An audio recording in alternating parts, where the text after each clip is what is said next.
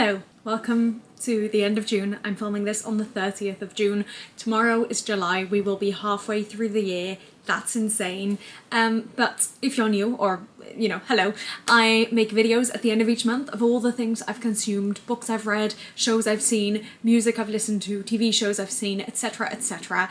And I talk about them, whether I would recommend them or not, and just my general feelings. So let's jump right in. I don't actually think this is going to be a crazy month in general. I do know there's a lot of theatre, but aside from that, I actually think this isn't going to be too long a video, but let's still crack on. I have no movies for this month. I've not watched anything, and I only have one TV show, which is Stars on Stage, which I have mentioned before. I'm specifically talking about season 3, and to be fair, I only watched like 1 or 2 episodes, but it's just a really great Dutch TV show that I love. About musical, or not about musicals, but like to do with musicals. I've just noticed this very distinct line on my face. I will scooch over in a second. But yes, I really enjoy Stars on Stage. And then we are going to jump onto books, but let me see if I can reposition myself. Hopefully that's a bit better. So I've only got 4 books this month, which is not very much for me, but I feel like it was a bit of a slog month in terms of reading. I was really struggling. And I don't even think the books were that bad. I don't know what it was, but it was just not clicking for me this month. The first book I finished was The Girl on the Train by Paula Hawkins, and I listened to this as an audiobook. Now, I really expected this to be very like mystery thriller-esque. Obviously, I've heard about this book for ages, but I've never read it or know anything about it. And it wasn't quite that. But on the whole, I did still think it was good. However, the main character, like the main point I would say of the book was because the main character was like, don't know what the right word is, but basically seeing themselves as more important to something than they actually are, and like trying to put themselves in situations that they really shouldn't be in, just because they think they belong there. And I really don't like characters like that, and I really struggle whenever I've read a book or I've seen a movie or a show. I really, really struggle when there's characters like that. And yeah, maybe that's like a real type of person. Maybe those people do exist in this world. I'm sure they do, but it's so far removed from how I think and, who I surround myself with that it just really gets on my nerves. It really grates on me, and it did grate on me in this book. But I did overall enjoy the book. I did think it was a very good book, but just that like specific character type annoyed me, and the book wouldn't have worked without that. So I don't know, just mixed feelings, I guess, but on the whole, good. Then the next one I read was a non-fiction called Not the End of the World by Hannah Ritchie. And this was on my list, I think maybe from like John Green or someone.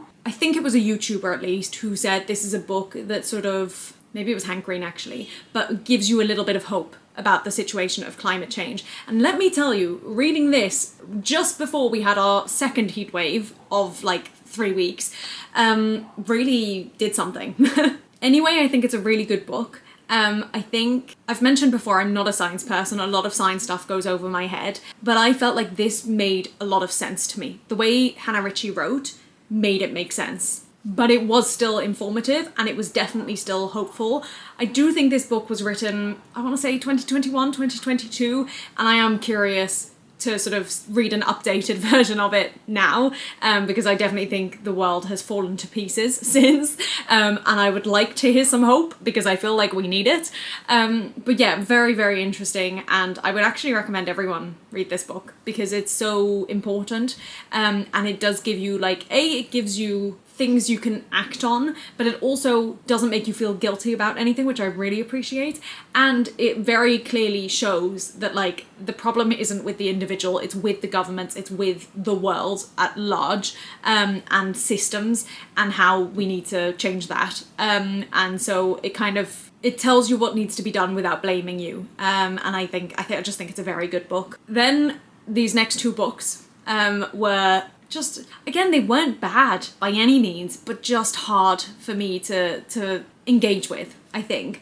The first one of which was Memoirs of a Geisha, which I'm pretty sure I started at like the start of June, and I didn't finish until, I want to say last week, so it took me about 3 weeks, if not longer, and that's not standard for me at all. I usually read about a book a week, I would say. Maybe if it's like an actual book, 2 weeks, but 3 weeks is definitely more than my average. That book, by the way, was by Arthur Golden, and again, it really wasn't a bad book. It was very interesting, in fact, and again, a book that's set in a time period and in a location that I know very little about. So I love things like that. I really do. And I don't know why I was struggling to engage with it so much. I think maybe if it had been a non-fiction, I would have enjoyed it more. Just because I don't feel like I got everything out of it that I wanted to. And also I looked it up at the end. It was very confusing. The version I had the translator's note at the end of the book, and I couldn't figure out, because that made it seem like this absolutely was based off a true story, and I had to open so many tabs to figure out that that was actually usually at the start of the book and as part of like almost a prologue of the rest of the story, but that bit is fiction. And so that really, that frustrated me. That actually left me really annoyed when I finished the book. But yeah, it is a very interesting story, and it does really open up some insights into things I just knew nothing about. I think, again, I struggle a little bit with the situation, and that's not the book's fault, that's what the book is written about. But again, it's just someone who's fallen into this hardship and doesn't really have a way out. And I find that hard to read. Again, that comes from a very privileged position because I've not had to experience that really. And I don't know, I'm also quite logical, so I'm like, there must have been a way, and maybe there wasn't, and I mean, it's fiction, so whatever, but I don't know, it just feels, I don't know, it felt frustrating. But I do think I also enjoyed it. So again, very conflicting thoughts on this one. And then finally, a book I literally finished 5 minutes ago, well, maybe 10 by now, what's it called? The Light Between Oceans by M.L. Stedman. And all I've written here is, ugh. And that's not the book's fault. I don't think that's the book's fault at all. If you've been watching me this year, you'll know that I'm really, really, really trying to make an effort to read my to-be-read list, which has been growing for a long time. And this was one of the books on there. I have no idea how it ended up on there. I don't know sort of when it got recommended or by whom or why I was intrigued by it, but it was. And so I found that one of my libraries had an audiobook version of it, so I thought, perfect, great, I'll smash it out. I could tell from the get-go that I was struggling with it. And at the very beginning, the first maybe 5 or 10 minutes, I thought that was maybe down to the sound production, that maybe the narrator sounded a bit muffled, or I don't know, sometimes I really do get affected when I read audiobooks by the sound production, and I will often feel a lot more negatively about a book if I feel like I can't hear the narrator clearly, or if I just don't like the narrator's voice. Which brings us on to part 2 of this, which is not that I had a problem with the narrator's voice in general, but they did have an Australian accent. And again, if you've been around for a while, you will know that I try to avoid listening to audiobooks with Australian accents because it really grates on me. I lived in Australia for many years and I left it because I didn't like it there. So I don't want to be listening to I don't know, the accent just really annoys me, can you tell? And it's funny because you would think typically that American accents can really annoy people, but I have some American audiobooks that I've listened to that I love, and I love the narrators. So it's not, I don't think it's logical. I think it's me trying to distance myself from Australia and just being annoyed with anything to do about it. I still don't know. I do still think there is an element of the sound production that I'm struggling with as well, but definitely the combination of that with the accent. As you can see, I'm not even talking about the contents of the book, I'm just talking about the audiobook production, which is a shame. That shouldn't be. And I feel even more annoyed because I feel like the actual book itself I probably would have enjoyed. I think it's a very interesting topic. It sort of talks about a moral quandary, and it does make you think, and you do feel for the characters, and the setup is interesting, where they are and what they're doing, but I almost can't focus on any of that because I'm so annoyed by the production. So yeah, I feel like you probably can't take my word for anything on that book, except maybe don't listen to the audiobook. But even then, I'm probably much more sensitive to the accent than anyone else is. So, and also, to be fair, I do listen on a faster speed, so then if the production isn't good, that's more noticeable. My battery's about to die, so that's my ramble on my books. I'm going to change my battery, and then we'll come back and talk about theatre! Alright, we're back. I hope I didn't change the framing too much. I've got, how many do I have? 6. Actually, that's not crazy. I thought it was more. But I feel like it should be more. Nope, that's right. Okay, so the first one we went to see was The Last Man at Southwark Playhouse. I don't remember which one. And this one was overall quite frustrating, I would say. I think the concept was interesting. I think it came close to being something really interesting. but it was just very frustrating throughout, and then especially the ending. There were things I definitely have some positive things to say about it. I did like the songs on the whole. I do think they could have been cut, but I did enjoy them. It was interesting to see the actor sort of how they took it on, because it's a one-man show. And yeah, there were things I enjoyed about it. I just think it wasn't executed in a way that I enjoyed. But I believe it's been an absolute smash hit over in like Korea. So, you know, clearly there is an audience for it. I just might not be the one. Next, my only non-London production, which was the only non-professional production actually, which is Come From Away in Dutch in Holland. I went to Holland and I saw Come From Away there, and it was so good. The translations, I know the show so well and I know the songs so well, and so I feel like every song I knew what the English was meant to be, and they translated it so well, and yeah, it was just performed really well, and the cast is fantastic, and I mean the show is fantastic, everything. I just had a great time. Next, this isn't really a show, it's a production, and it is I would say like a taster of shows that are being worked on. I am Jewish, and I often end up going to things like this that are in the Jewish realm, Jewish stories that are starting to be developed,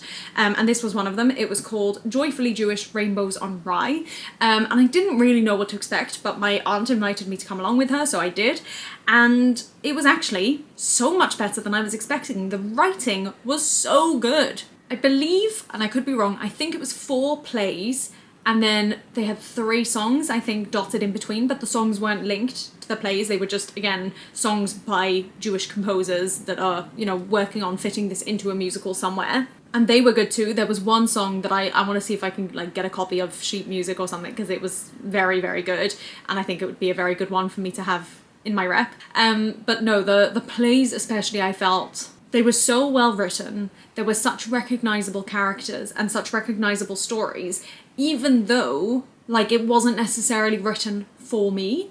I think the theme of this was very much LGBTQIA+. I am an A, as in asexual, or demisexual, but I think all of the stories were about lesbian or gay people or couples. I don't think any of them were, you know, on the A. So I mean, I guess I can still, you know, feel affiliated to the queer community, but I was more watching this from an outside perspective.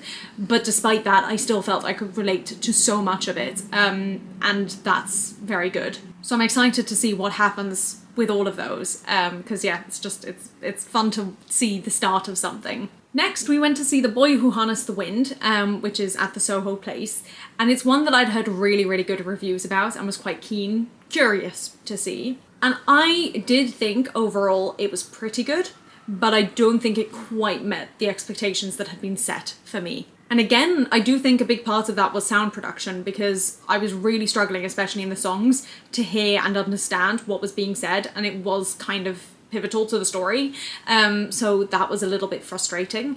But I loved the African dance, the African music, the cast, like they were all very good, and the story is obviously very inspiring. So overall it was good, it just didn't quite meet the very, very, very high expectations that had been set. And then the next day I went to see Warhorse at the National Theatre, and the only word, every time I'm describing it to anyone, the only word that I can't think of anything else to describe it, is beautiful. It's just gorgeous. It's like in every sense of the word. The cast, the costumes, the puppetry, the story, like the music, every part of it, just stunning. Stunning. I have heard of Warhorse for a very long time, but I have never, I know I've never seen it and didn't know anything about it. So I did go in completely blind, and it was, oh my god, it was, yeah, fantastic. Beautiful. I just keep wanting to say beautiful. So yeah, I enjoyed it. And then finally, last night, we went to see a musical called Pride, also at the National Theatre. And again, I went in completely blind. I was very much expecting something along the lines of like Six, or I don't know, something fun, boppy, modern. And that's not what it was at all. It was something that was sort of set in the 80s based off a true story. And the music was quite like, I don't know what the right word is, but definitely not entirely fun and poppy. There were moments and songs that were, but the overall show I wouldn't phrase that way. But again, a really good show, a fantastic cast. I love learning about new things that have happened, as I already said, so like this definitely opened my eyes up to something I had no idea about. And it was just yeah, again, also beautiful. Like it was, yeah, I really enjoyed it. I really recommend it. All right, we've got over the hump. Let's just smash the rest of these out. So I've got one food item, which is a restaurant called Moos Café, which we went to in Amsterdam, actually, when we went to see Come From Away. And it was really good food, loads of vegetarian options, even though the menu itself was actually quite small, but there were plenty of vegetarian options. And we each ordered a different dish. There were 3 of us, and each dish was so good, really, really delicious. So sorry, I thought I saw a spider. I did not. Yeah, would recommend if you're ever in Holland. I think it might be a chain actually, so have a look. And then on from that, I've got 2 like travel bits. Number 1 is the Portuguese synagogue in Holland, in Amsterdam, which I had never been to, or at least not that I recall. And it was, wow, it was quite something. And then the other one, a little bit more touristy, is the Negen Straatjes, which is also in Amsterdam, and just like a typical, you know, Dutch Amsterdam, like what you think of when you think of Amsterdam. So I would recommend going there if you happen to go to Holland. And then I've got one other, which you can always expect in June, and that is West End Live. Had a great time. Vlogged the whole thing, vlogged some thoughts. Yeah, it was great. And just to finish off, I'm going to talk about a song of the month, because every month I like to pick a song that I've either listened to a lot or sung a lot or heard a lot or whatever. And that is, this month is, wow, I speak English very good. The song this month, funnily enough, is a Dutch one. It's De Zomer van O Ja Lele, which is a K3 song. K3 is a band I've loved for a very long time. It's a Dutch band. And they have a massive hit called O Ja Lele, which, I don't know, it's just great. And so when the name of this song came out, which literally means the summer of O Ja Lele, I thought it was going to be like a twist on that original song, and I wasn't sure how I'd feel about it. But no. They've tapped into our nostalgia, and they've written a song from when O Ja Lele, or like reflecting on when O Ja Lele came out initially, which I love. I love that they did that, and I like the song. It's got a very fun like feel to it, and there's also a bit of choreography that is like super easy to learn, because that's one of K3's things, and that's just fun to do. So yeah, I'm having a great time. I've been listening to it a lot. Thank you so much for sticking with me if you've got this far. Please let me know if you've seen any of these shows, or if you've read any of the books. I'm always curious to hear other people's thoughts, and you know, see if we agree or disagree, and you know, what came up for you as opposed to for me. I just love talking about things, and I love differing opinions. I think it's so interesting. So please do let me know, or if there's anything you recommend, any books you recommend, or any shows, or any movies, or whatever, let me know. And I will see you all in another video very soon. But before that, I always forget to introduce this. I do a second a day, and I always finish off my monthly reviews with my second a day of that month. So enjoy that. I'll see you later.